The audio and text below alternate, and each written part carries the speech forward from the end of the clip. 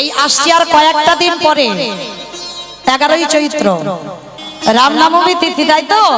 রামচন্দ্রের আবির্ভাব তিথি। রামচন্দ্রকে বলা হলো মর্যাদা পুরুষোত্তম ভগবান। এই মর্যাদা পুরুষোত্তম কেন বলা হলো? রামচন্দ্রকে মর্যাদা পুরুষোত্তম কেন বলা হলো? তার কারণ আছে বাবা। কারণটা কি জানো? এই রাম লক্ষ্মণ ভরত শত্রুঘ্ন বাবা, এদের জন্ম তো আপনাদের আমাদের মতো হয়নি, অজনী সম্ভব। পুত্রেষ্টি যজ্ঞ করেছিল রাজা দশরথ, আর পুত্রেষ্টি যজ্ঞ করে রাম লক্ষ্মণ ভরত শত্রুঘ্নকে পেয়েছিল। কিভাবে? ওই যজ্ঞ থেকে সন্তানদের জন্ম হয়নি বাবা। যে যজ্ঞের অগ্নি থেকে রাম লক্ষ্মণ ভরত শত্রুঘ্ন আসেনি, ওই যজ্ঞ থেকে একটা চারু উঠেছিল। চারু মানে পরমান্ন। ওমা, পরমান্ন মানে কি গো? খিচুড়ি। খিচুড়ি পরমান্ন মানে নাকি খিচুড়ি? পরমান্ন মানে পায়েস। তাহলে পুত্রেষ্টি যজ্ঞ করে বাবা ওই অগ্নিকুণ্ড থেকে উঠেছিল একটা পরমান্নর পাত্র।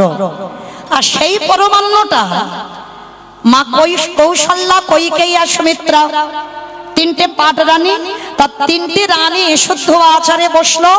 তিনটে রানীকে দেওয়া হয়েছিল বাবা, মানে তিনজনকে পাত্রে দেওয়া হলো। আর তিনজনই যদি ওই চারু সেবা করে তখনই গর্ভবতী হবে, তখনই রাম লক্ষ্মণ ভরত শত্রুঘ্নের আবির্ভাব। কিন্তু এইবার তো একটা প্রশ্ন এসে যায় বাবা, এই যে তিনজন মাকে বসিয়ে আর যখন ওই যজ্ঞ অগ্নির কুণ্ডে তিনজনকে পরমান্ন দেওয়া হলো, হঠাৎ বাবা সুমিত্রার ভাগে যে পরমান্নটা ছিল না, ওই পরমান্নটা একটা কালো কাক এসে উড়িয়ে নিয়ে চলে গেছে। এইবার আপনারাই বলেন, কত সাধ্য সাধনা করা সন্তান। যদি মা কৈকেয়ী সন্তানের মা হয়, মা কৌশল্যা যদি সন্তানের মা হয়, আর সুমিত্রার ভাগের পায়েসটা কাক এসে উড়িয়ে নিয়ে চলে গেছে, তাহলে বাবা এবার কান্নাকাটি হবে না? সুমিত্রা তো কান্নাকাটি বাঁধিয়ে দিয়েছে, দিদি তোরা মা হবি, আমি তো মা হতে পারবো না। কারণ স্বামী যজ্ঞ করলো, আর ওই যজ্ঞের অগ্নি থেকে যে চারু উঠলো, তোরা পান করবি, তোরা সেবা করবি, তোরা মা হবি। আমি এত হতভাগিনী, আমার ভাগের পরমান্নটা তো চলে গেল, না জানি কে খেয়ে নেবে। কিন্তু পরমান্নটা তো নিয়ে চলে গেল বটে। এইবার কৌশল্যা বলছে, সুমিত্রা কান্নাকাটি করিস নে, আমি তোর দিদি তো আছি, আমার ভাগের যে পায়েসটা আছে আমি অর্ধেকটা খাবো আর অর্ধেকটা তোকে দেব। ভালো করে বুঝবেন মা, যার জন্য সুমিত্রা মায়ের দুটো সন্তান, ভরত শত্রুঘ্ন, হরি বল। ওই যে হয়েছিল না লক্ষ্মণ আর কি জানো না শত্রুঘ্ন, দুইজন হয়েছিল তো ছোট রানীর সন্তান। তাহলে প্রথমে বড় রানী বলল, কৌশল্যা বলল, শোন সুমিত্রা, তুই আমাদের সব থেকে ছোট, তাহলে আমাদের পায়েস তো এখন আছে, তুই কান্নাকাটি করছিস কেন? অর্ধেকটা মা কৌশল্যা সেবা করলো আর অর্ধেকটা সুমিত্রাকে দিল। এবার কৈকেয়ী বাবা এক নারী আর এক নারীকে হিংসে করে, আপনারা ভালো করে জানেন। কি বাবা, একটা পুরুষকে যত না হিংসে করে, একটা নারী কিন্তু একটা নারীকে হিংসে করে। তাই হিংসায় জর্জরিত হয়ে সুমিত্রাকে বলল, কৈকেয়ী মা, কি রে, শুধু বর দিদি তোকে ভালোবাসে, আমি কি ভালোবাসি না? তাহলে আমারও ভাগে যে পায়েসটা আছে আমি অর্ধেকটা খাবো আর অর্ধেকটা আমি তোকে দেব। তাহলে বাবা হিসাবটা কি হলো? এদের সব এক ভাগ করে পড়লো, আর সুমিত্রার ভাগে দুটো ভাগ হলো। হলো কিনা বাবা? হিসাবে তো সেটাই বললো। আর ওই যে কৌশল্যা যেটা অর্ধেক সেবা করলো তাতে রাম, আর যে অর্ধেকটা দিল তাতে হয়েছিল লক্ষ্মণ, আর কৈকেয়ী মা যে অর্ধেকটা সেবা করলো তাতে হলো ভরত, আর যে অর্ধেকটা সুমিত্রাকে দিল তাতে হলো শত্রুঘ্ন। আর যার জন্য বাবা রামের দিকে সবসময় টান একটু বেশি ছিল আমার লক্ষ্মণের। কেন?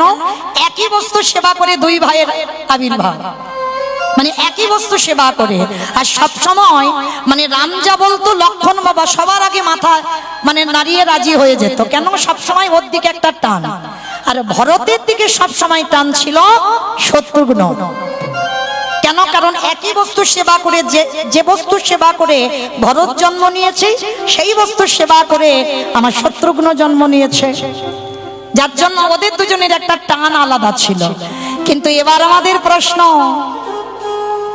যে বাটিটা সুমিত্রার ছিল সেই ভাগের বাটিটা গেল কোথায়? কে খেলো বাবা ওই পায়েসটা? উড়ে গেল কোথায়? যায়নি কোথাও। ওই কাকটা নিয়ে যেতে যেতে না মুখ থেকে পড়ে গেছে কোথায়? রাবণের মার কোলে। আর যখনই পড়ে গেল না, সঙ্গে সঙ্গে মনে এত সুবাস, কারণ ওটা তো যেমন তেমন কারো তৈরি করা পরমাণু নয়। যখনই পড়ে গেল, কেন হয়েছে বাবা? বিভীষণ অত ধর্মপরায়ণ, শুধু ধর্মপরায়ণ নয়, সর্বদা রামচন্দ্রের একনিষ্ঠ ভক্ত। আর যার জন্য মর্যাদা পুরুষোত্তম কেন বলা হলো? যখন বাবা সীতামাকে চুরি করে নিয়ে গেল রাবণ, তখনই আমার ওই রামচন্দ্র প্রতিজ্ঞা করেছিল, লক্ষণ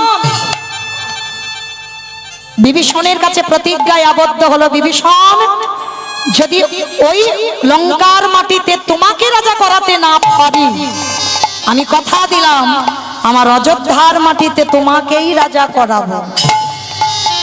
কারণ যা যা কিছু ঘটে বাবা সবই তার চিত্রপটে। এই কথাটা শুনে লক্ষণ বলেছিল, দাদা তুমি তো এখন রাবণকে নিধন করতে পারোনি, তাহলে রাবণকে নিধন করার আগে তুমি প্রতিজ্ঞা করে দিলে যে লঙ্কাতে যদি রাজা করাতে না পারি। তখনই রাম বলেছিল, কেন লঙ্কাতে যদি না পারি, আমার অযোধ্যায় 14 বছর পর আমি বিভীষণকে রাজ সিংহাসনে বসাবো। কারণ রাম জানতো আমার জন্ম যে বস্তু সেবা করে হয়েছে, লক্ষণের জন্ম যে বস্তু সেবা করে হইল, যে বস্তু সেবা করে ভরত শত্রুঘ্নের জন্ম হলো, সেই বস্তু সেবা করে বিভীষণ সেবা করে এসেছে। যার জন্য রামচন্দ্র বলেছিল, যদি লঙ্কায় রাজা না হয় অযোধ্যায় রাজা করাবো। আর ওই বস্তু সেবা করে বাবা ধার্মিক পুত্র বিভীষণের জন্ম হয়েছিল। কারণ ওই যে সুবাস, রাবণের মা মনে মনে করলো মৃত্যু হয় হোক, কিন্তু এত সুন্দর পরমান্ন যেখান থেকে পড়ুক, কোলে যখন পড়লো আমি এই বস্তু সেবা করব। সেবা করলো। আর যার জন্য আমার রামচন্দ্রের দিকে সর্বদা একটা বিভীষণের আলাদা একটা টান ছিল। কিরকম লঙ্কায় থাকতো জানো?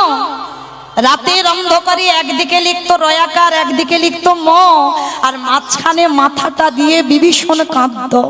কেন জানো? লঙ্কাতে ঘোষণা ছিল রাম নাম করা যাবে না, যে যে রাম নাম করবে তার মৃত্যুদণ্ড দেওয়া হবে। কাঁদতে পারতো না বিভীষণ। তো একজন বাবা পরিচারিকা গিয়ে রাবণকে সংবাদটা দিয়েছিল, গিয়ে দেখবে চলেন আপনারই ভাই কিরকম রাম নাম লিখে কাঁদছে। যেই না গিয়ে দাঁড়ালো না, রাবণ নিজের চোখে দেখলো একদিকে রয়াকার একদিকে ম, মানে রাম লেখা।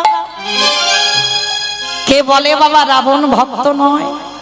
ভাইকে বাঁচাবার জন্য কত ছলনা করেছিল রাবণ। প্রহরীদের বলেছিল, দুর্বোকা তোরা কিচ্ছু জানিস নে, ওইটা আমার ভাই বিভীষণ রাম লেখেনি। বলে আমরা নিজে চোখে দেখছি একদিকে রয়াকার একদিকে মো। বলে না, দেখছো বটে, কিন্তু এই রয়াকার কেন লিখলো, মোটা কেন লিখলো জানো? রাবণ ভাইকে বাঁচাচ্ছে। ওই রয়াকারে হয় রাবণ রাজা।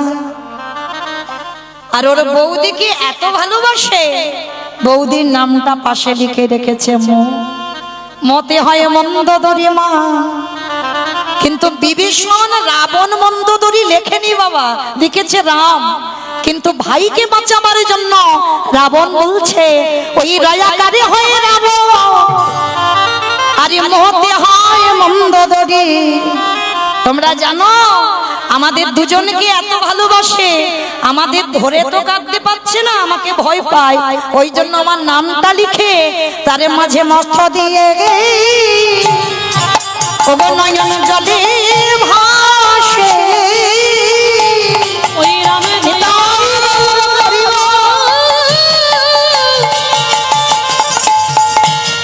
দয়া করো বলে ওই মাঝে মাথা দিয়ে নয়ন জলে ভাসে। আস্তে তাহলে বাবা ঠাকুর আপনারাই বলেন, সেই রাবণ রাজা যার জন্য নিজে স্ত্রীকে বনবাস দিল বাবা, হ্যাঁ লব কুশের জন্ম হলো, বনবাসে দিল, কিন্তু তথাপিও প্রজা বাৎসল্য ভগবান প্রজাদের কথা মান্যতা দিয়ে নিজের স্ত্রীকে পর্যন্ত ত্যাগ করলো। সীতা মা ছিল না, দ্বিতীয়বারই বিয়ে করেনি বাবা, স্বর্ণ সীতা তৈরি করে যজ্ঞে বসেছিল, কিন্তু দ্বিতীয়বার বিয়ে নয়। যার জন্য তাকে বলা হতো বাবা প্রজা বাৎসল্য ভগবান, মর্যাদা পুরুষোত্তম ভগবান রামচন্দ্র। আর সেই রঘুপতি রামচন্দ্র আজকের কলিকালের মাটিতে হয়েছেন আমার চৈতন্য মহাপ্রভু।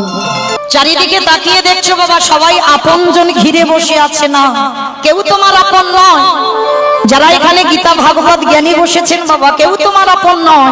যা যা কিছু দেখছো সব অনিত্য। যেটা আজকে তোমার আছেই সেটা কালকের অন্য কারোর হয়ে যাবে। নিত্য বস্তু যদি থাকতে হয় সেটা হলো বাবা গৌর গোবিন্দ চরণ। হরি বল হরি বল হরি বল। তাহলে গৌর গোবিন্দ চরণ ছাড়া যখন তোমার আপন কেউ নয়, তাদের কাদের জন্য বাবা কৃষ্ণ ভজন ভুলে যাচ্ছ? কৃষ্ণ ভজিবারে তরে সংসারে আয়নো, সংসারে আইনু অগমিছে মায়ায় বদ্ধ হই বিভীষণ হইল। বৃক্ষ শ্যাম হইনু। এই দেহটা বাবা শুধুমাত্র কৃষ্ণ ভজনের জন্য, দেহটা শুধু সংসারের জন্য নয়, দেহটা শুধু স্বামী সেবার জন্য নয়, দেহটা শুধু ছেলে পুলে মানুষ করবার জন্য নয়। এ দেহটা যদি কৃষ্ণ ভজনের খায়, এ দেহটা যদি কৃষ্ণ সাধনার খায়, তাহলে কেন হেলায় হারিয়ে দিচ্ছ মা? শেষের দিনে যখন কেউ আমাদের আপন নয়, শেষের দিনে সঙ্গী হবে আমাদের কর্মফল। মনে রাখতে হবে বাবা, কেউ কোনোদিন কাউকে কর্ম ছাড়বে না। আমি জানালা দরজা বন্ধ করে একটা কর্ম করলাম বাবা, আমি ছাড়া কেউ জানে না। কি বাবা হচ্ছে না বাস্তবে? যে কর্মটা করেছি, ভুল কাজ করেছি, সেটা আমি ছাড়া আর জগতে কেউ জানে না। কিন্তু মায়েরা মনে রেখো, যে জানবার মালিক ঠিক ফাঁসি ধরে বসে আছে। শেষের দিনে কর্ম তোমায় ছাড়বে না। রামচন্দ্রকে বাবা সরুজ নদীর জলে প্রাণ ত্যাগ করতে হয়েছে। ভগবান কৃষ্ণচন্দ্রকে 125 বছর বয়সে জরাবাড়ির তীরে প্রাণ ত্যাগ করতে হয়েছে। চৈতন্য মহাপ্রভুকে 48 বছর বয়সে বাবা দেহ সম্বরণ করতে হলো। যে ভগবান রাধারানী জীবন, রাধারানী প্রাণ, রাধারানী ছাড়া এক পলক চলতে পারে না, সেই রাধারানীকে 100 বছর কাঁদিয়েছিল। তাহলে এই জায়গাটাই আস্বাদন করে কি মনে হচ্ছে বাবা, আপনাদের আমাদের ছেড়ে দেবে মনে করেছ? মহাভারতে গান্ধারী কুরুক্ষেত্রের মাঠে শতপুত্র নিধন হলো।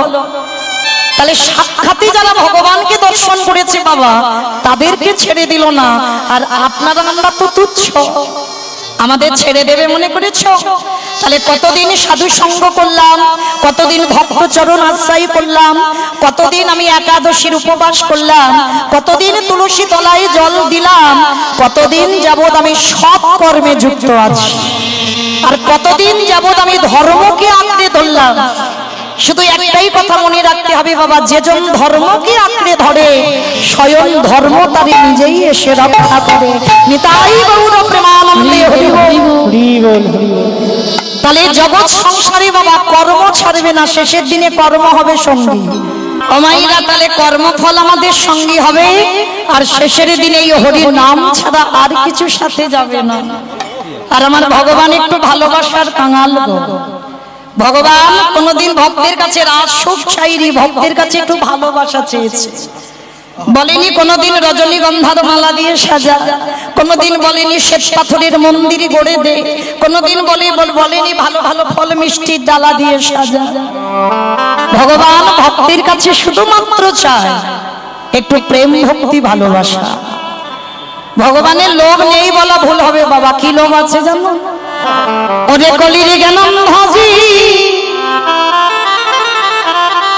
তোরা সংসার করবি বলে ভবাই গেলি। সংসার কর, কারণ কলিযুগে সংসার ধর্ম বড় ধর্ম বাবা। সংসারের থেকে ভজন করতে হবে, সংসারের বাইরে ভজন হবে না। তাহলে সংসারের থেকে ভজন করতে হবে, আর সংসারের মধ্যে থেকে বাবা যে যেন গৌর গোবিন্দ চরণ সার করে। আমারে বলতে আর কিছু রাখে না, দেহ মন প্রাণ জীবন যৌবনে যা কিছু আছে যদি একবারে গৌর চরণে অর্পণ করতে পারে, আমারে ভগবান পৃথিবীর যে প্রান্তে থাকুক না কেন, ও যে ভক্তের দ্বারে ছুটে আসে, যে জন তাই গৌর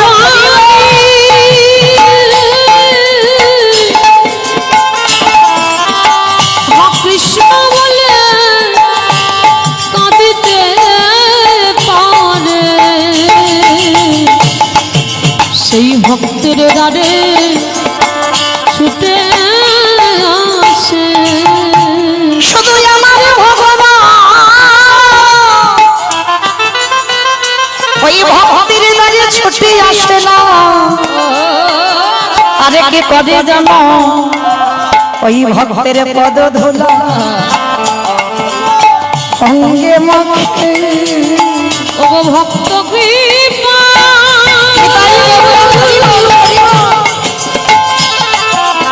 ও ভক্ত কৃপা করো বলে ভক্ত পদ ধুলা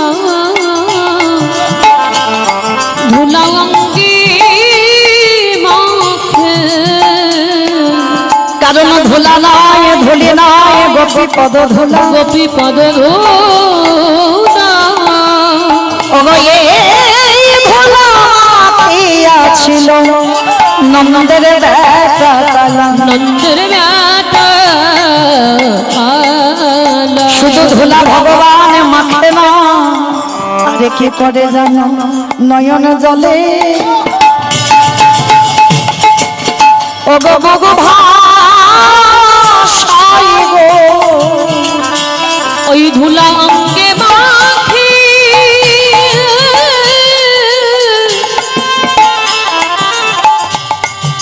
আর কি করে জানো, সে যে নয়ন জলে বুক ভাষায় গো। ও মায়েরা, এই যে খেলা খেলতে বসেছো না, আজকের কত সময়, মানুষের কত সময়ের দাম বাবা।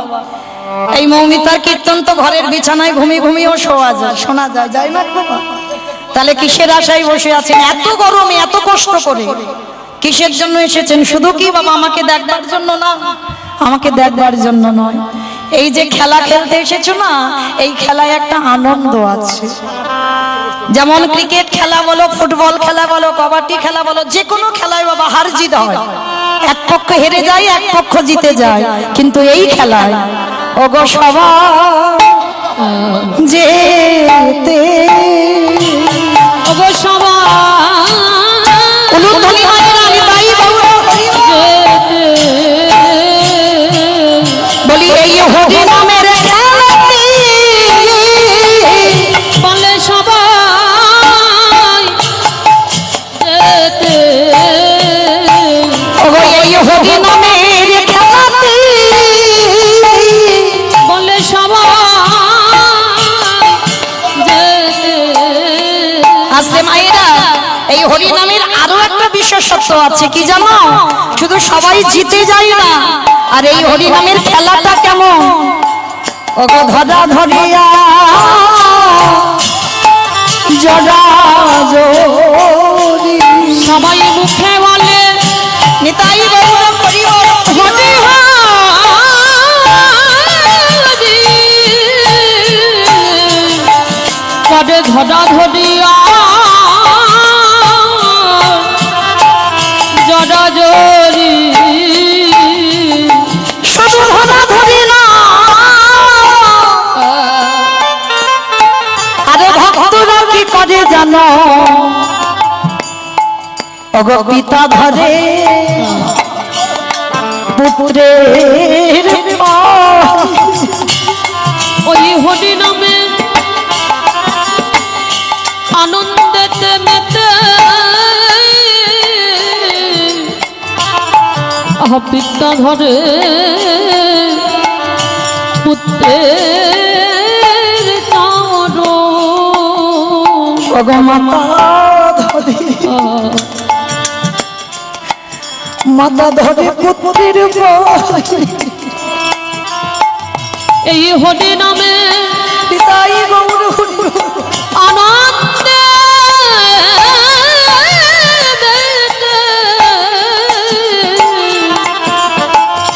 মাতা ধরে পুত্রের পায়ে শুধু ভক্তরা পায়ে ধরে না, ওই ধুলা শুধু অঙ্গে মাখে না, আজ কি করে জানো ওগো দুজনা কাঁদে, আজ ভক্ত কাঁদিয়া নিতাই গৌর হরিবল হরিবল হরিবল।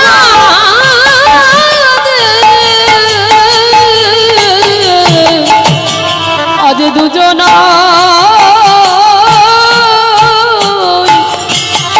কাঁদে ওগো কাঁদিবে না কেন গো, বলে কাঁদবে না কেন গো, ওগো কাঁদিবে বলে এসেছে গো, বলে কাঁদবে না কেন গো, এই ধরাতে এসেছে, বলে এই ধরাতে নামে ধরাতে এই ধরাতে এসেছে। ও মায়েরা, ভক্তি যখন ঊর্ধ্বগামী হয় তাদের পরিণতি কি হয় জানো, ভালো করে বুঝে নাও। যখন প্রকৃত তুমি একেবারে প্রেম ভক্তিতে ডুবে যাবে তার দশা কেমন হবে। আমার বহু বহু ভক্তরা আছে, বহুবার শুনেছেন ভক্ত চিনতে গেলে বাবা পোশাকে নয়, ভক্ত চিনতে গেলে নয়ন দিকে তাকাতে হবে। ভক্ত চিনবে নয়নে, ভগবান চিনবে চরণে। তাহলে আমার থেকে আপনাদের অভিজ্ঞতা বেশি, তাহলে আভরণে ভক্ত নয়। তাহলে ভক্ত যখন একেবারে ভজনের ঊর্ধ্বগামী হয় তাদের কি দশা হয় জানো।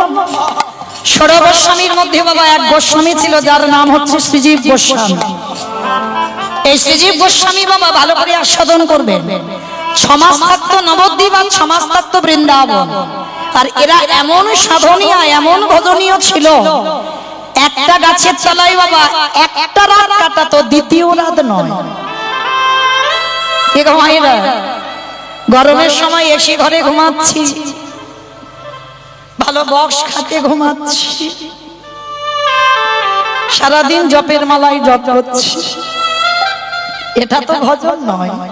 এটা যদি ভজন হতো বাবা তাহলে বাবা ভোলানাথ 12 জন বৈষ্ণবদের মধ্যে বৈষ্ণবদের আচার্য সেই বাবা ভোলানাথ কেদারনাথ আর বদ্রীনাথ বেছে নিত না। নিরজন জায়গা না হলে কৃষ্ণ ভজন হয় না বাবা, লোকালয়ে ভজন হবে না।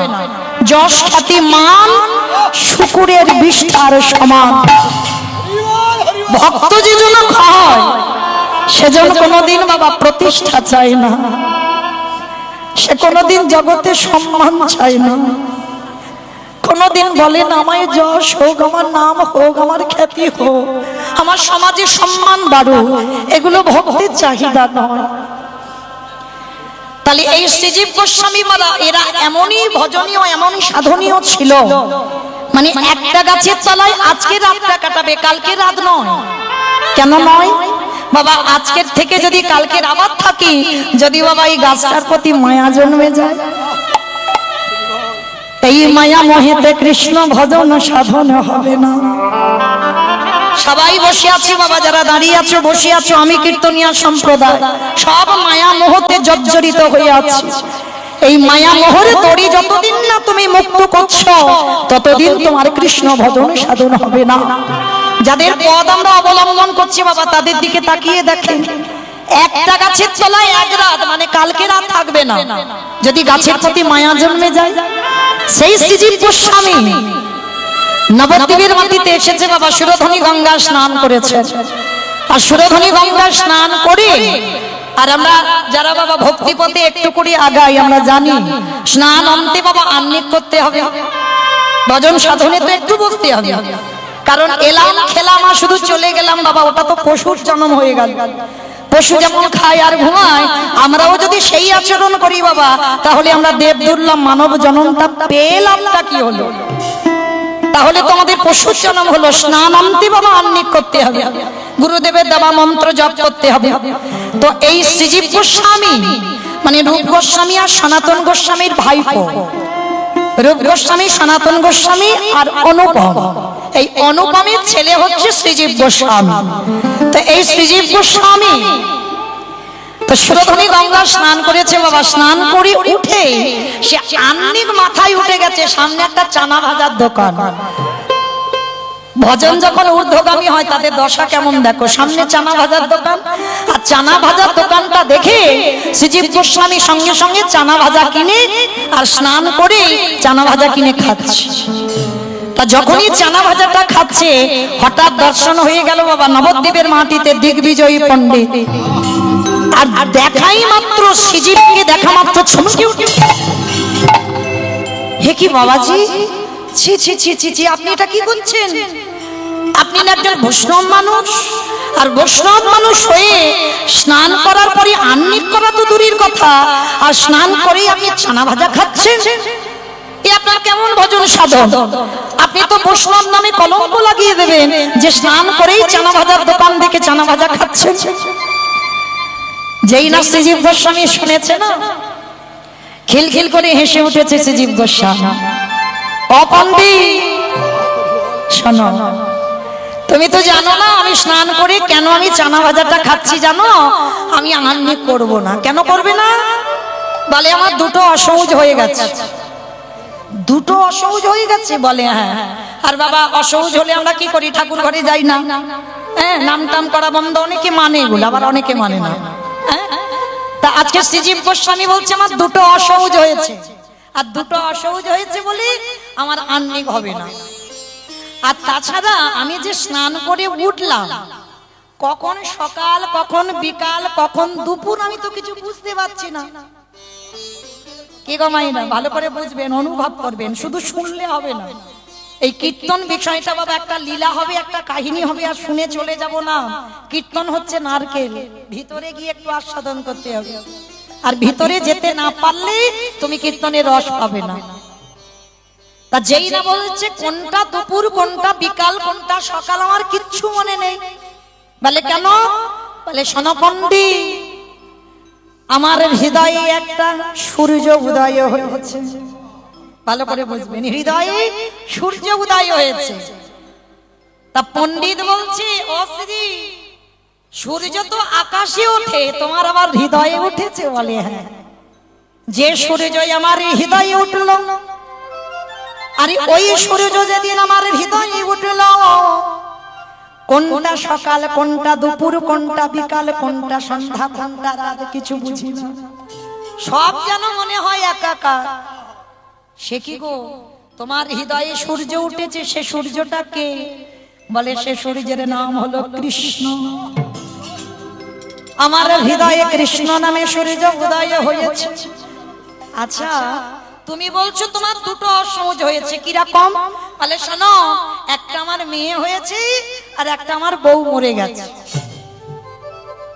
হায় হায় হায়, শ্রীজীব গোস্বামী সংসার করেনি, উনি বলছে ওনার বউ মরে গেছে, আবার বলছে একটা মেয়ে হয়েছিল, মেয়েটাও মরে গেছে। বলে পণ্ডিত বলছে, শোনো, দিগ্বিজয়ী পণ্ডিত বলছে, ও বাবাজি কিচ্ছু বুঝতে পারছি না, একটু খুলে বলবে? একটু খুলে বলো না। বলে কি কথা? শ্রীজীব গোস্বামী বলছে শোনো, একটা আমার স্ত্রী মারা গেছে, মানে বউ মারা গেছে, একটা হচ্ছে আমার মেয়ে হয়েছে, সেও মারা গেছে। বলছে শোনো, মেয়েটা হয়েছিল সেটা একটা অসহজ, আর আমার বউটা মরে গেছে সেটা একটা অসহজ। কি মা, দুটোই তো অসহজ। তা শ্রীজীব গোস্বামী বলছে একসঙ্গে আমার দুটো অসহজ হয়েছে, মেয়েটা হলো আর বউটা মরে গেল।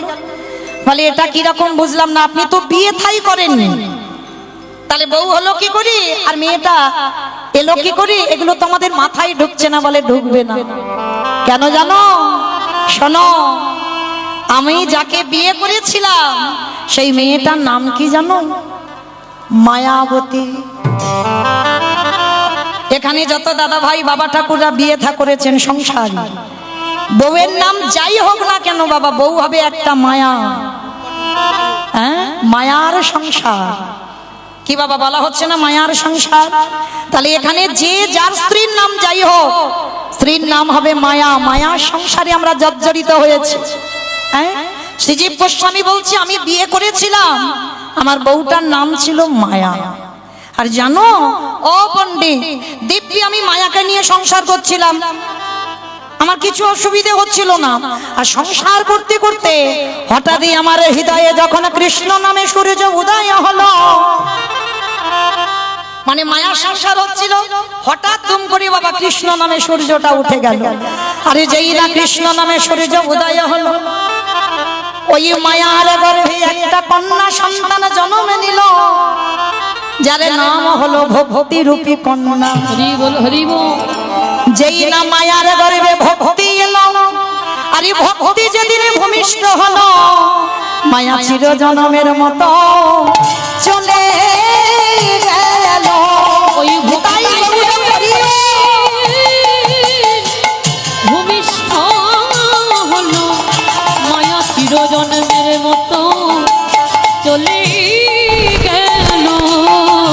তাহলে মায়েরা ভক্তি যখনই এসে যাবে বাবা মায়া কেটে যাবে, তাহলে মায়া মরে গেল, ওটা সহজ। আর আমার মেয়েটা যে ভক্তি এলো সেটা একটা সহজ। অপন্ডি দুটো অসহজে কি কৃষ্ণ ভজন করা যাইব? কৃষ্ণ ভজন তাই গৌরব হরিব হরিব, ওই যে জন কৃষ্ণ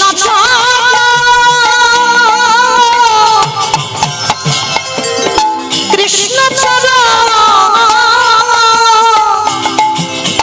সারা করেছে। ওই অশৌচে কৃষ্ণ ভজনে কি করা যায় গো? আস্তে হে এ এ নিতাই গৌর প্রেমানন্দে হরি বল হরি বল।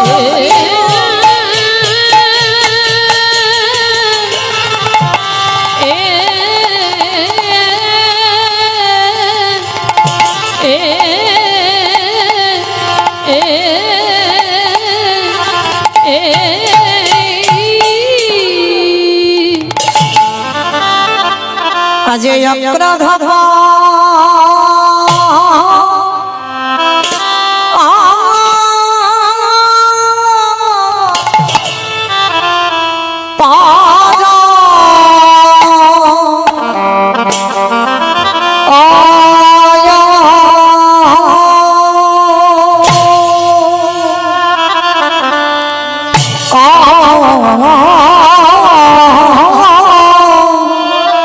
কদমনা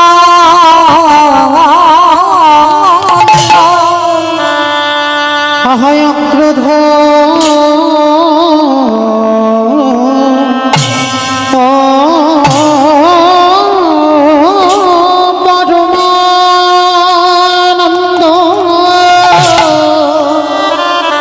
আজ দেখো দেখো প্রভুরি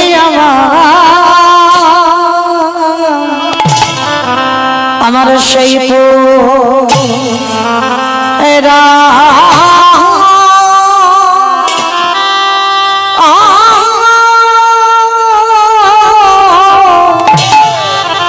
উড়াবেলি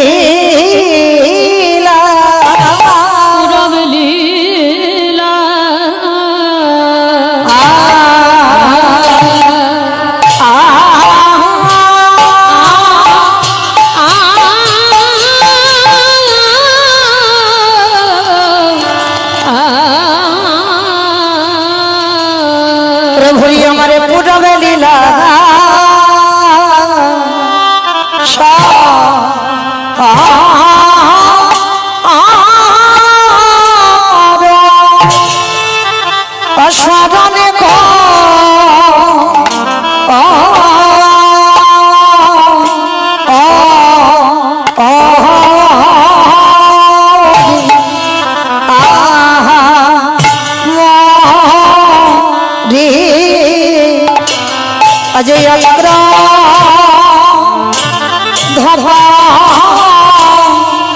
রমানন্দ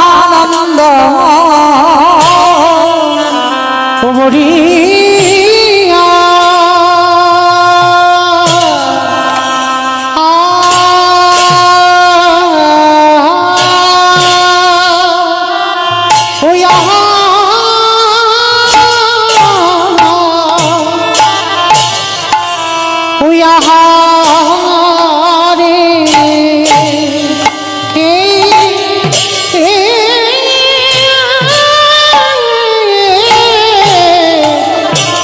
প্রভুরি আমার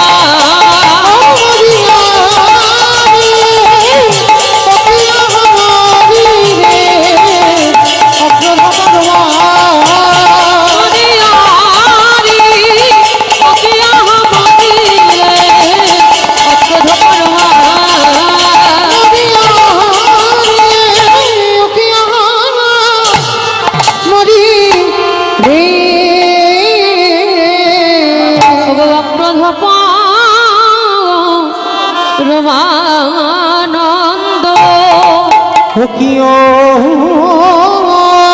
অক্রধপ পরমানন্দ আহামরি রে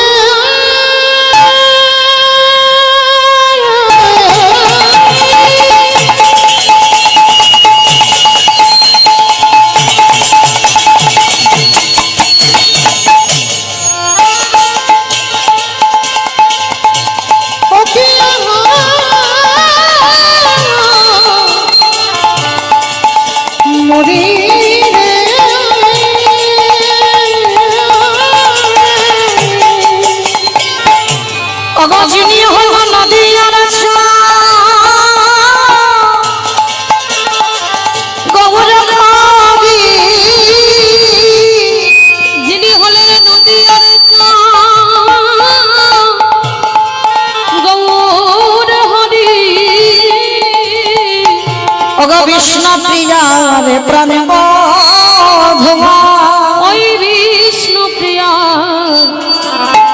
প্রাণ বধুয়া ওগো সচি মায়ের নয়ন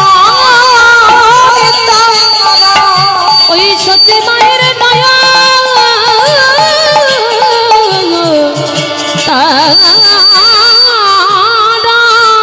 ওগো গদা ধরে নাটুয়া গোডা ওই গদা ধরে নাটুয়া গোড়া আজ ভক্তগণ এনেছি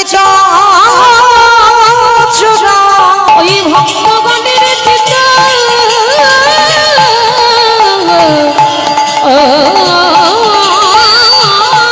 চূড়া যিনি রাসলীলায়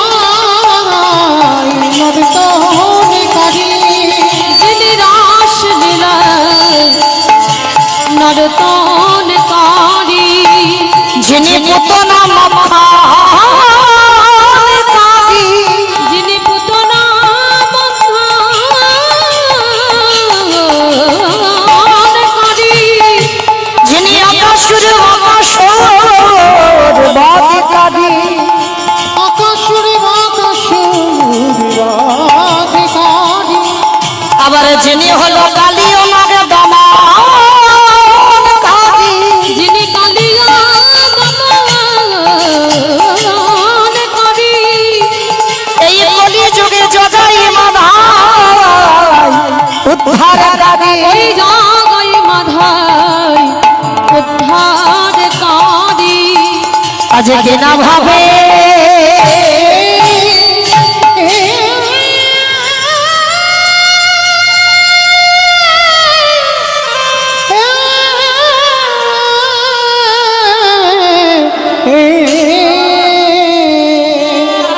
কিনা ভাবে রোদা হলো সতী সতী নন্দনিয়া,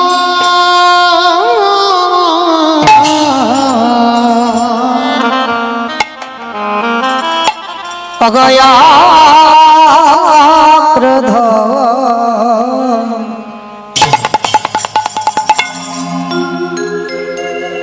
অক্রোধ পদমা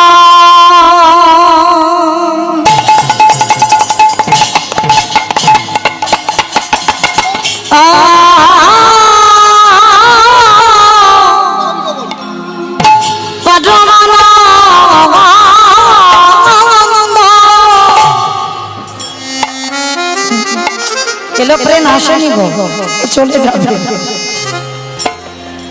নিত্যানন্দ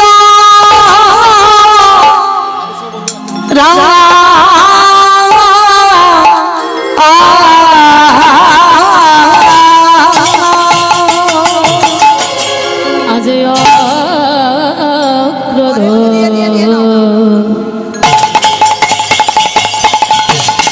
পরমা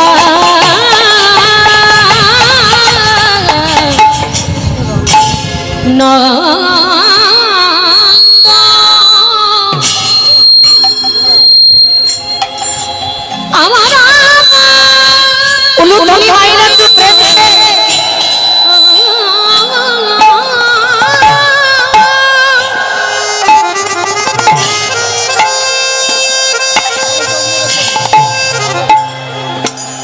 আমার নদী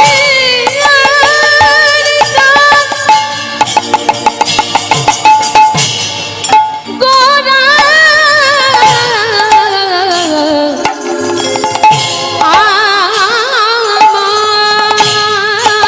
হরি বল হরি বল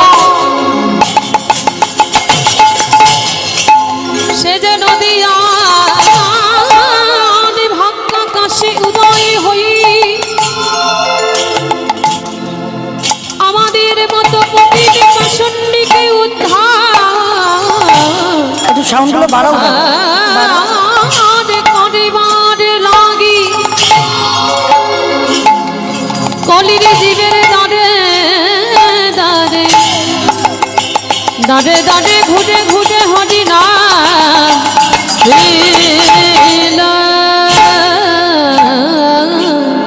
আহায় অক্রোধ হরি বল হরি বল অক্রোধ পরমা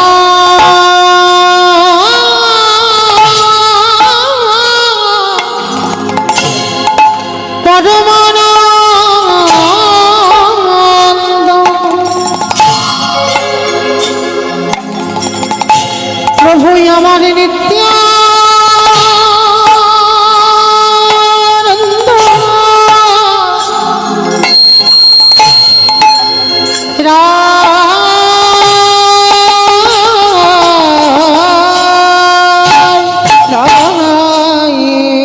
বাবার অভিমান শূন্য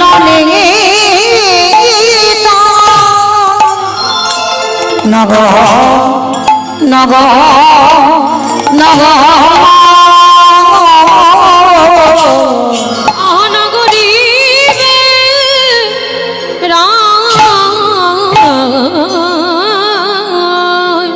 প্রভু আমার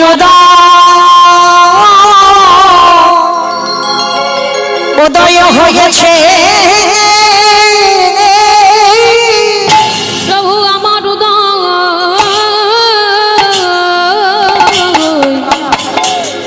হয়েছে দেখো দেখো নদী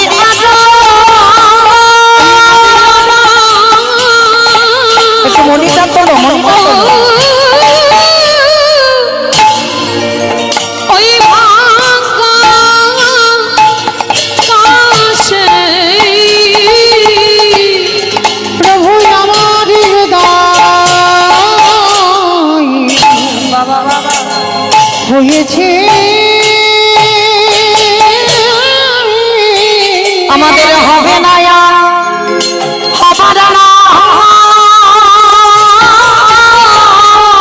নানা হবে না হবারে নয় এমন গভীর বলা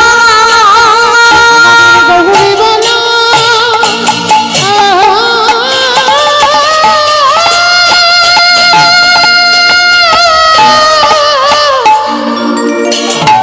আমাদের গৌরী বলা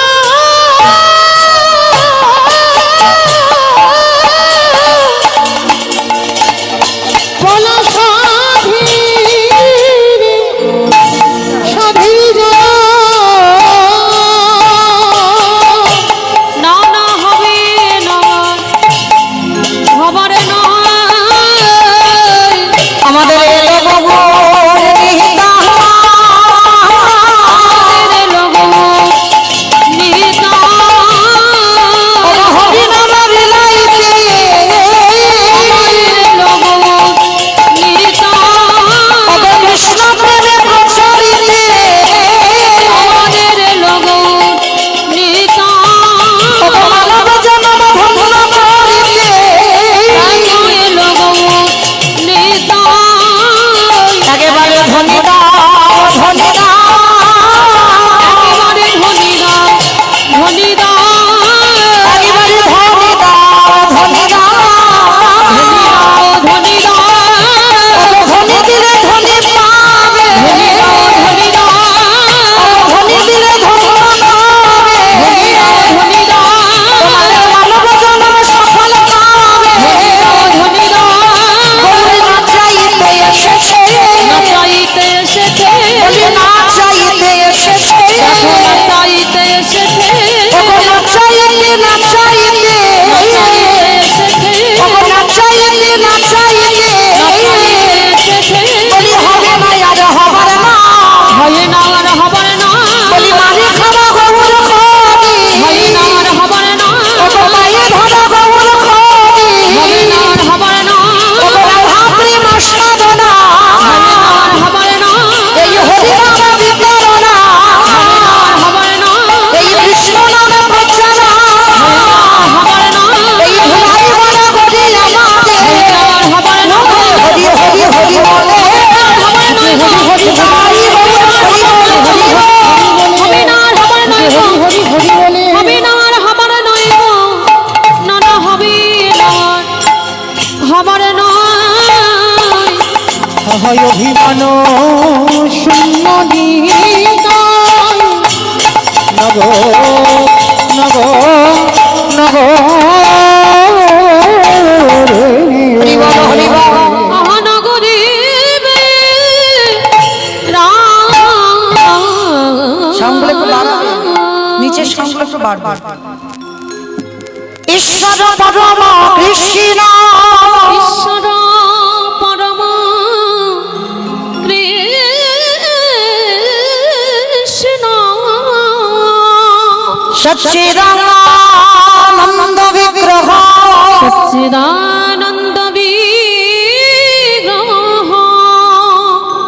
অনাদির আদি গোবিন্দ, যিনি সর্ব কারণে কারণ, তিনি সর্বকারণে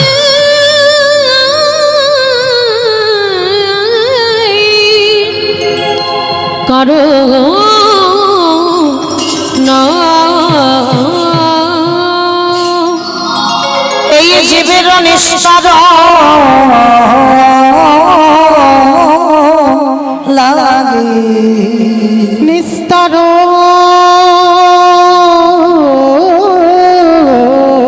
লাগি। আমাদের নন্দ সহদি, আমাদের নন্দ সুত ভুবনে প্রকাশিত, ভুবনে প্রকাশ হলো আমাদের গুরু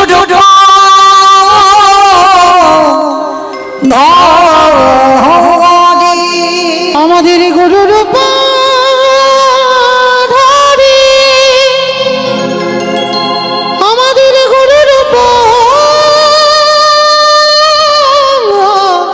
ধরে, আমাদের গুরুর ধরে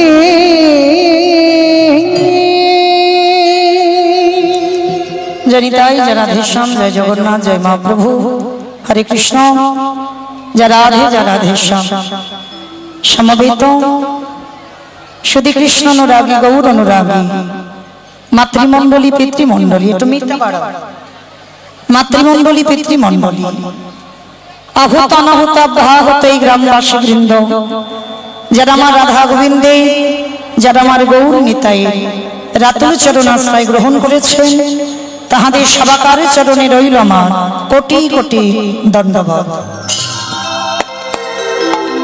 তারপরে জানাই, এখানে যত সাধু গুরু ব্রাহ্মণ বৈষ্ণব আছেন, তাহাদের পাদ পদ্মে রইল আমার ভক্তিপূর্ণ দণ্ডবত প্রণাম। তারপরে জানাই বাবা, আমি আমার পিতামাতার চরণে, আমার শিক্ষা গুরু দীক্ষা গুরুর চরণে অনন্ত কোটি কোটি দণ্ডবত প্রণাম। তারপরে যাদের কথা না বললে বাবা সব থেকে বড় ভুল হবে, সব থেকে বড় অপরাধ হবে, যে বাড়িতে প্রতি বৎসরের ন্যায় হরিনাম সংকীর্তনের আয়োজন করেন যারা, ঈশ্বর সুধীর চন্দ্র মণ্ডল, ঈশ্বর ইন্দুবালা মণ্ডল, শ্রী নিরাপদ মণ্ডল, শ্রীমতী মালতী মণ্ডল, শ্রী হাজরা মণ্ডল, শ্রীমতী মালতী মণ্ডল, শ্রী দেবু মণ্ডল, শ্রীমতী সুজাতা মণ্ডল, কুমারী প্রীতি মণ্ডল, রামু মণ্ডল, এটা কি সুবর্ণা, সুবর্ণা মণ্ডল, দীপ মণ্ডল, ঝুম্পা মণ্ডল, টুম্পা মণ্ডল, যাদের ঐক্লান্তিক প্রচেষ্টায়, যাদের উদ্যোগে আজকের মহতি নাম যজ্ঞানুষ্ঠান প্রতি বছরের ন্যায় আমাকে নিমন্ত্রিত করে আনেন দেবু ভাই। শুধু আমাকে নয়, আমাদের মতো বহু বহু কীর্তনিয়াদের নিমন্ত্রিত করে আনেন। আর এটা আমার মানে কীর্তনিয়া বলা ভুল হবে বাবা, মানে আমি যেদিকে তাকাবো সেদিকে আমার আপনজন, মানে আপনাদের কাছে আমি কীর্তনিয়া নয়, মানে আপনাদের একটা কাছের মানুষ, মানে কীর্তনিয়া বলা আমার ভুল হবে যদি বলি আমি কীর্তনিয়া হিসাবে এসেছি বাবা, মানে আপনাদের সামনে কি গাইবো মানে সেটাই আমার মাথায় এখন নেই, এখন পর্যন্ত নেই। কারণ যেদিকে তাকাই সব জায়গা তো আমার ভক্তরা চলে যায়, সব ঘরের লোক। তো যাই হোক, যেন কীর্তনিয়া ভেবে এখানে বসবেন না, আপনারা নিজ নিজ সন্তান মনে করে, নিজ নিজ ভগ্নী মনে করে, নিজ নিজ চরণের দাস মনে করে আশ্রয় দেবেন। চেনা মানুষ বলে বাবা যেন পায়ে দিয়ে ঠেলে দিও না, কারণ আমার আগে পরে কীর্তনিয়ারা কীর্তন গাইবে, তাদের মুখে প্রথম কীর্তন শুনবেন। আর আমি শুধু প্রথম নয়, মানে অনেক পুরানো, মানে হরিবাসরটা মানে অনেক দিন হয়ে গেল, চেনাওয়ালা ভুল হবে, কাছের মানুষ। আর দেবু ভাইয়ের সঙ্গে একটা আমাদের সম্পর্ক, যাই হোক তাহলে কাছের মানুষ বলে মা চরণ থেকে ঠেলে দিও না, আশ্রয় দেবেন আপনাদের মতো সাধুগুরু বৈষ্ণব, আপনাদের মতো পিতামাতার পদধূলা শিরোধার্য করে আজকের পরিবেশন করব ভগবানের সেই মধুর নাম। তবে নাম বলতে কি অনেক ভুল ত্রুটি হবে বাবা, হবে কেন, অবশ্যই করব। নিজ নিজ সন্তান মনে করি, ভগ্নী মনে করে সেই ভুল ত্রুটিকে ক্ষমা করে দেবেন। তো কীর্তনের প্রারম্ভে যদি প্রণাম দিতে হয় বাবা, এটা কারোর মত নয়, আমি আমার ব্যক্তিগত মতের কথা বললাম, আমি আমার জ্ঞান দ্বারা বললাম। প্রণাম যদি দিতে হয় আগে তাদেরকে দাও যারা লোকের দাঁড়ে দাঁড়ে ভিক্ষা করে, যারা হরি নাম যজ্ঞের আয়োজন করে। শুধু ব্যক্তিগত মঙ্গলের জন্য নয় বাবা, কারোর ব্যক্তিগত কীর্তন হয় না। এই যে নামগুলো ঘোষণা করলাম, আপনারা বলবেন কেন মৌমিতা এগুলো তো ব্যক্তিগত কীর্তন, বলে না ভাই, কীর্তন কোনোদিন ব্যক্তিগত হয় না।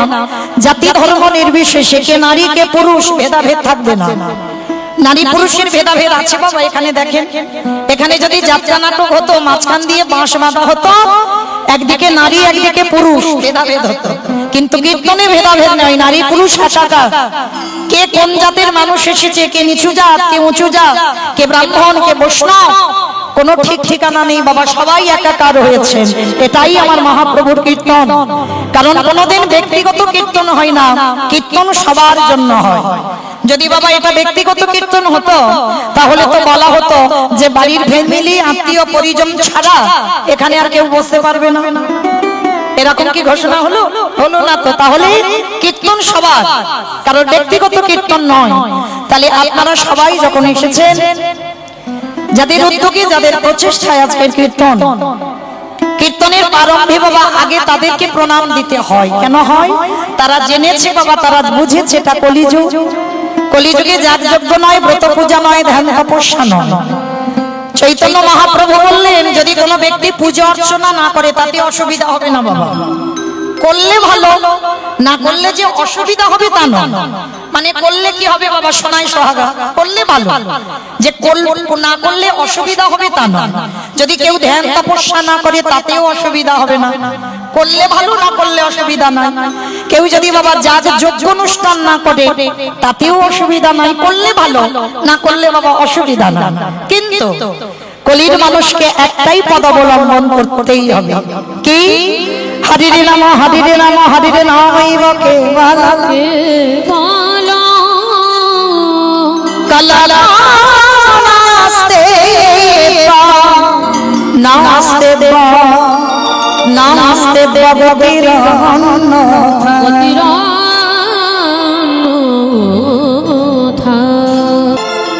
কিন্তু বাবা সেই চৈতন্য মহাপ্রভু ছোটবেলা থেকে বাবা একেবারে নাচতে, জানো তো, ছোটবেলা থেকে নিমাই কিন্তু ভক্ত নয়। যদি বৈষ্ণবদের দেখতো পিছন থেকে কাঁচা টেনে খুলে দিত।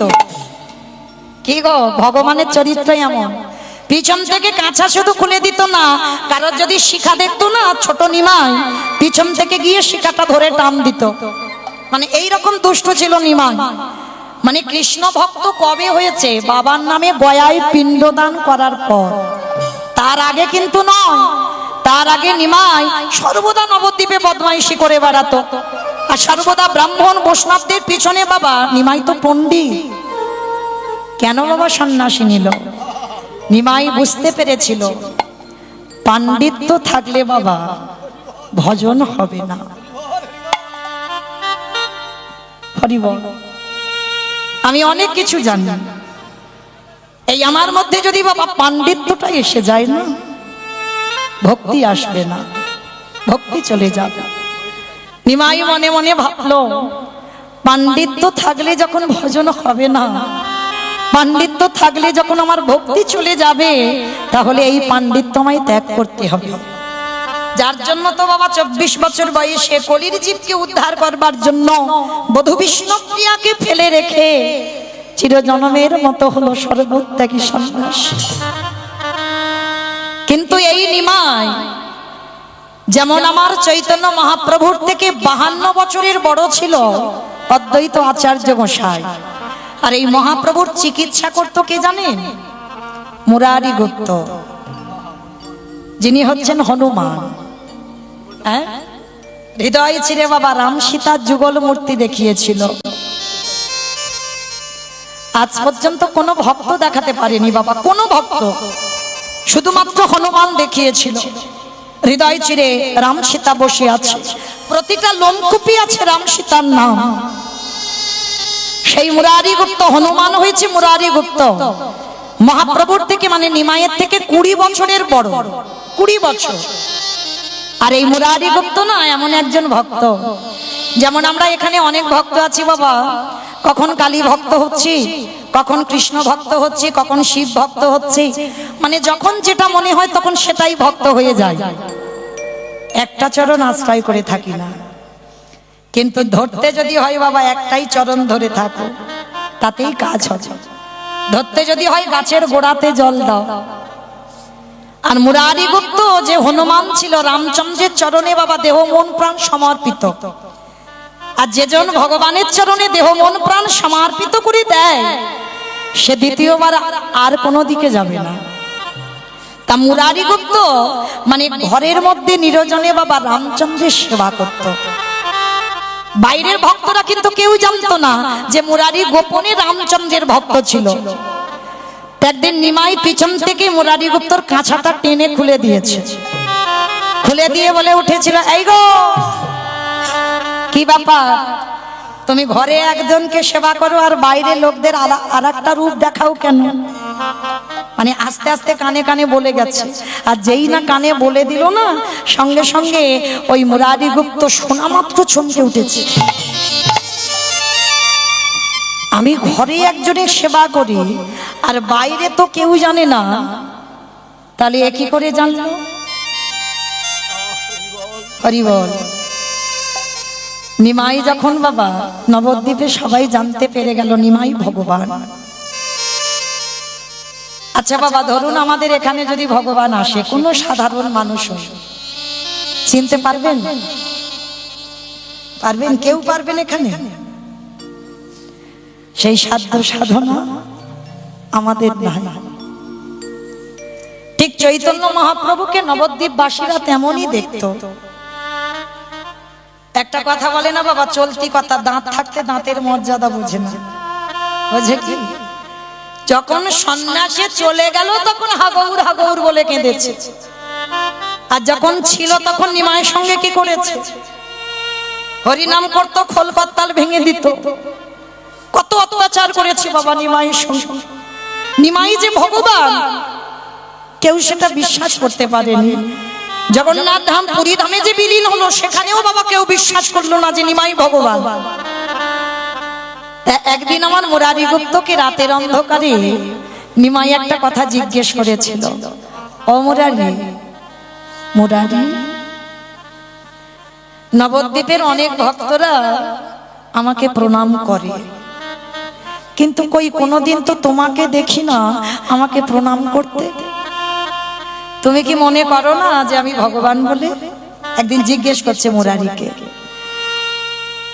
মুরারি গুপ্ত করজোরে করে বললেন, প্রভু গো, আমি যে তোমাকে প্রণাম করব,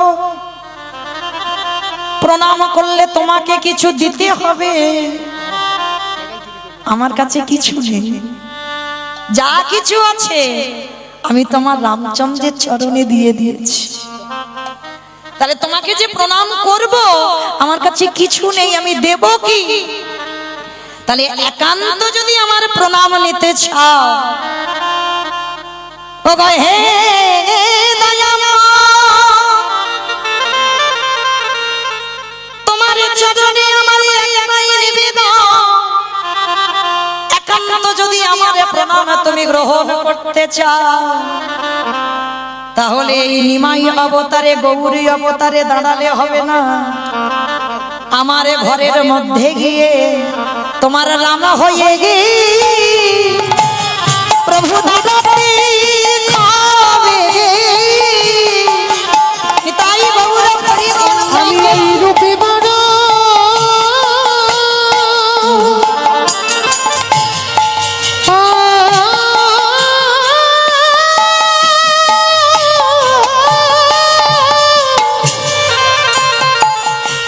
আমি যে এই রূপে বড় বড় ভালো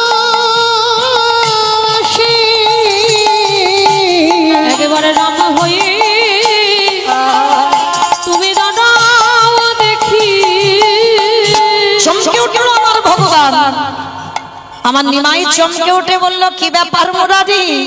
তার মানে তুমি কলিযুগে আমাকে রাম হয়ে দাঁড়াতে হবে?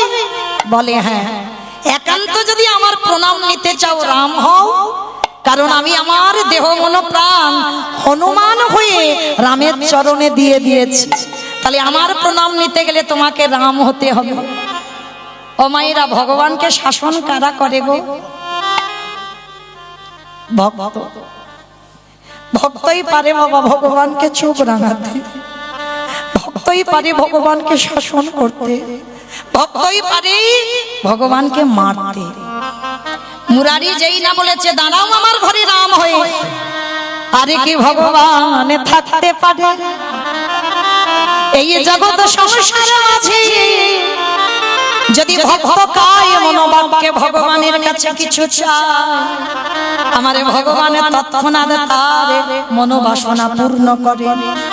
এইবারে যেই না ওই মুরারির ঘরে গিয়ে দাঁড়ালো, আমার নিমাই হয়ে দাঁড়ায় আছে।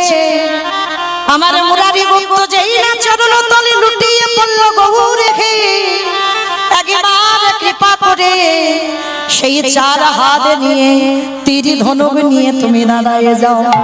যেই না মুরারি নয়ন জলে কাঁদিল, আর কি ভগবান থাকিতে পারে ওই মুরারির ঘরের সামনের দরজায় দাঁড়াই? ওগো রাম হয়ে ওগো দাঁড়াইল, এমন ভক্ত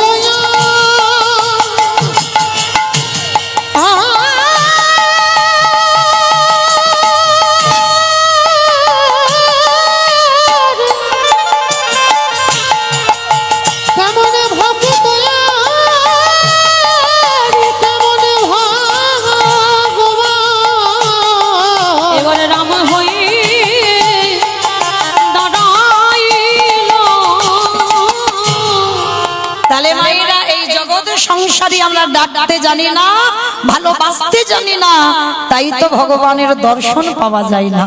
কিন্তু ডাকার মতো যদি ডাকা যায়, আমার ভগবান ভক্তের দুয়ারে এসে দাঁড়িয়ে যায়। আজকে তাই তো আমার চৈতন্য মহাপ্রভু নবদ্বীপের মাটিতে আজকে নিয়ে দাঁড়িয়েছে। একা নয়, আমার নিতাই চাঁদকে নিয়েছে। নিয়ে কি করছে জানো? নিতাই যারে দেখে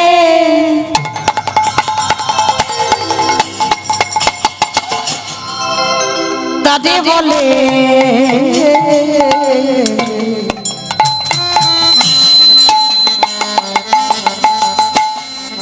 দন্তে তৃণ ধরি হরিণী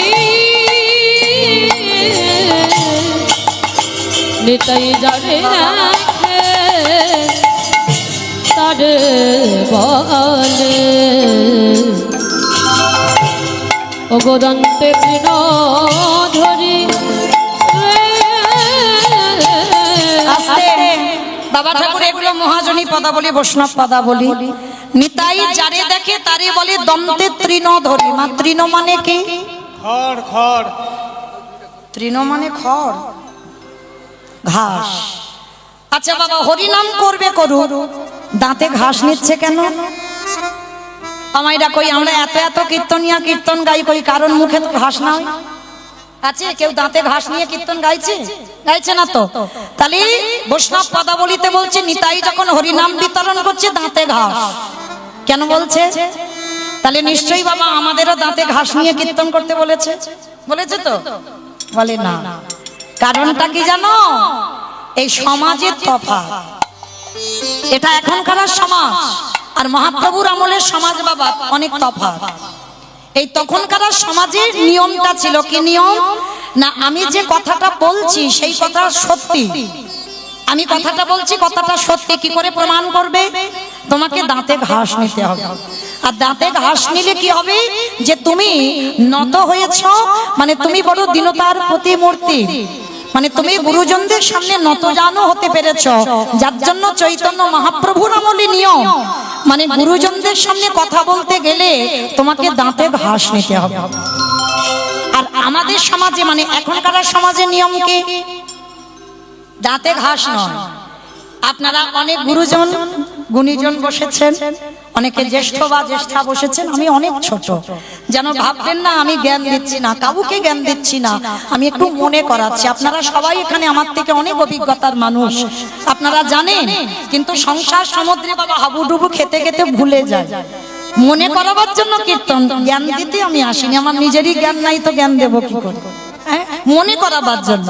তাহলে বাবা আমাদের সমাজে নিয়ম কি, যে গুরুজনের সামনে কথা বলতে গেলে আমার স্বভাবটা যেন একটু নত ভাব হয়।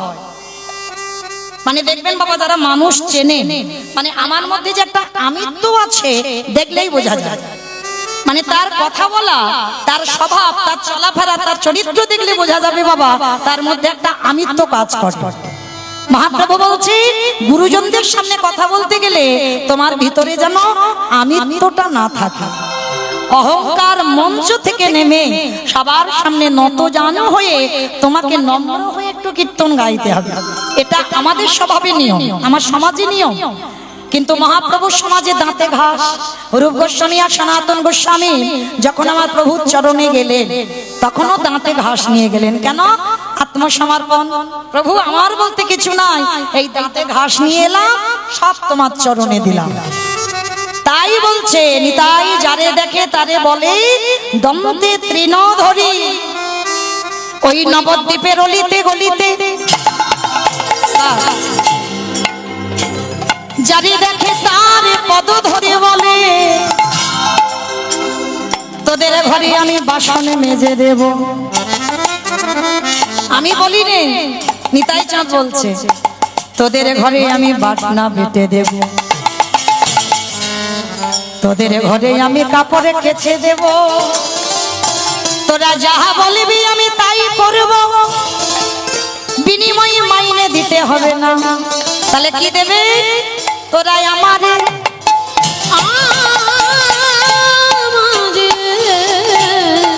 কিনে আলা,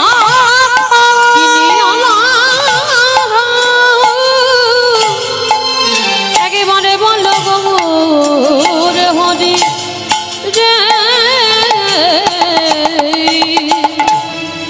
আমাইরা নিতাই চাঁদ হরি নামের ডালাটা এনে শুধু হরি নাম দিচ্ছে না, এত বলি নিতাই চাঁদ ভূমি গড়ি যা রে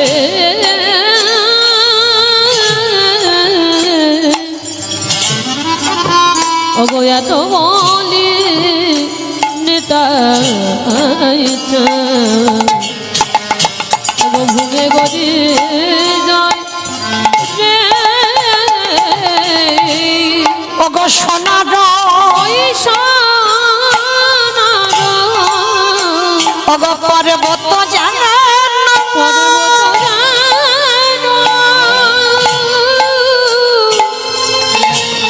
আজ ধুলাতে লুটাই রে।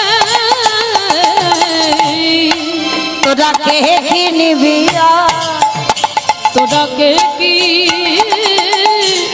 নিবে আয়, তোরা কে কি নিবি, তোরা কে কি নিবে আয়। ওগো গোলকের অমূল্য ধন, তোরা কে কি নিবে আয়, ওগো গোলকের অমূল্য কি ধন, নিবে আয়। নিতাই দাঁড়ে দাঁড়ে বিলাইছে, নিতাই দাঁড়ে দাঁড়ে বিলাইছে, আমার নিতাই দাঁড়ে দাঁড়ে বিলাইছে, দাঁড়ে দাঁড়ে বিলাইছে, ওগো মধুমাখা কৃষ্ণ না, দাঁড়ে বিলাইছে, ওগো মধুমাখা কৃষ্ণ না, দাঁড়ে বিলাইছে, ওকে কে কি নিবি গানা, দাঁড়ে বিলাইছে, তোরা কে কি নিবি গানা, দাঁড়ে বিলাইছে, মুখে হরি হরি হরি বলে, দাঁড়ে বিলাইছে, হরি হরি হরি বলে, হরি হরি হরি বলে, দাঁড়ে বিলাইছে, মুখে হরি হরি হরি বলে, দাঁড়ে বিলাইছে গো, দাঁড়ে দাঁড়ে বিলাইছে। আহা সোনার পর্বত যেন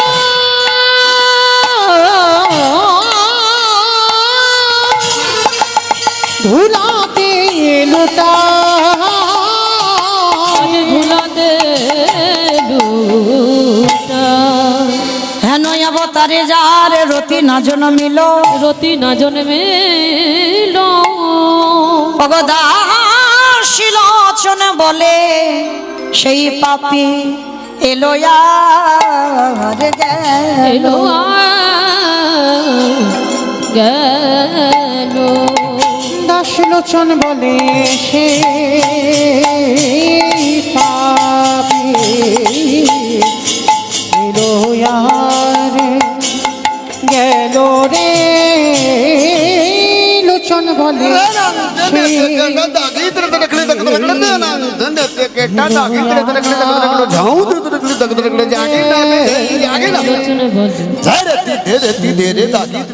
লোচন বলে সেই পাপী এলো আর গেল রে। লোচন বলে সেই পাপি এলো আর গেল রে। দাসলোচন বলে সেই পাপী এলো আর গেল রে। লোচন বলে সেই পাপি এলো আর গেল রে। দশ লোচন বলে সেই পাপি। জনিতাই চলুন এবার আমরা যাব মধুমাশ্রী ধাম, বৃন্দাবন ধাম। তা এতক্ষণ নবদ্বীপে ছিলাম, মা দেখে সবাই মিলে একবার বলেন গৌর সুন্দরী কি, নবদ্বীপে ধাম কি, জয় সচিরি নন্দন কি, জয়। ধ্বনিটা হলো কি? জয় এটাও জয়। এত রিহার্সাল দিয়ে দিয়ে আর হয় না, সে তবু হয়ে যাচ্ছে। বললাম ধ্বনিটা হলো কি, এটা নাকি জয়। এইটা জয় নয়, একটু প্রেম সে জয় দাও। এত জোরে জয় দাও, কত দূর যাবে? সোনারপুর শোনা যাবে, সোনারপুর। দূর, কাছে কাছে সোনারপুর, সোনারপুর যাবে। তাহলে তেমাতা চলে যাক, কালিকাপুর যাক। যাবে যাবে, তেমাতা যাবে। বাহ, যাক না যাক মাথা তো নেড়েছে, এতেই হবে। আচ্ছা অমাইরা, কই দেখি আমার নিতাই চাঁদ গৌর চাঁদের মতো হাত দুটো তোলো দেখি। যাদের হাত আছে তোলো, যাদের নাই বলবো না। যারা দাঁড়িয়ে আছেন বাইরে সবাই এদিকে হাত, সবাই একসঙ্গে। কই এইদিকে হাত ওঠেনি কেন? সব ধসে যাচ্ছে। তোলো দেখি সবাই একসঙ্গে, সবাই বলবে কেমন? গৌর সুন্দরী কি, নবদ্বীপে ধাম কি, সচিরি নন্দন কি, বিষ্ণু প্রিয়া কি, নিতাই চাঁদ কি, ভক্তবৃন্দ কি, হরিবাসর ধাম কি, সাধুগুরু বৈষ্ণব কি, আপন আপন গুরু চরণ কি, নিতাই গৌর প্রেমানন্দে হরি বল। চলো এবার আমরা সবাই যাবো মধুমাশ্রী ধাম, বৃন্দাবন ধাম। আর যেতে গিয়ে একটা ভজন গাওয়া হোক, একটা হবে। চলো, তবে আমি আর আমার সম্প্রদায় নয়, সবাই যাব। তা যারা যারা যাবো একটু উলুধ্বনি তোলো।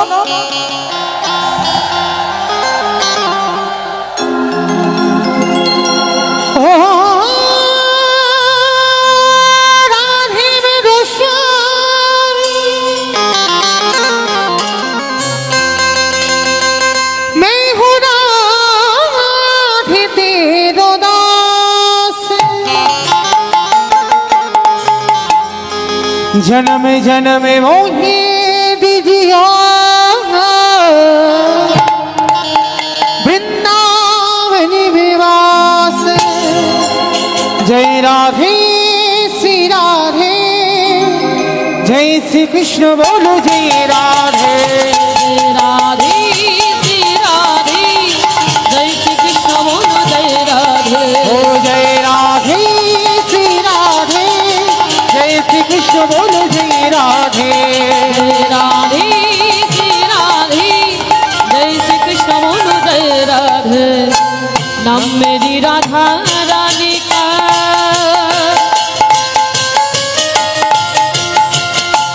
हो नाम मेरी राधा रानी का, जिस जिसने गाया है वो बाके बिहारी ने उसे अपना बनाया है। वो बाके बिहारी ने उसे अपना बनाया है। অমাইরা, আমি আর আমার সম্প্রদায় যাচ্ছি, আর কেউ যাচ্ছি না, সবাই যাচ্ছি। তো যারা যারা যাচ্ছি কই দেখি আর একবার। আমার কান মুলে বলছি মা কালী দিব্যি বলবো না। সবাই থেকে হাত দুটো তোলো আর একবার একসঙ্গে তালি তালি করো, তালি করুন। ক্যামেরাম্যান গুলো ওইদিকে ঘোরাও, ক্যামেরাগুলো ঘোরাও। नाम मेरी राधा रानी का ओ, नाम मेरी राधा रानी का जिसे जिसने गाया है वो बाके बिहारी ने उसे अपना बनाया है, वो बाके बिहारी ने उसे अपना बनाया है। ओ जय राधे श्री राधे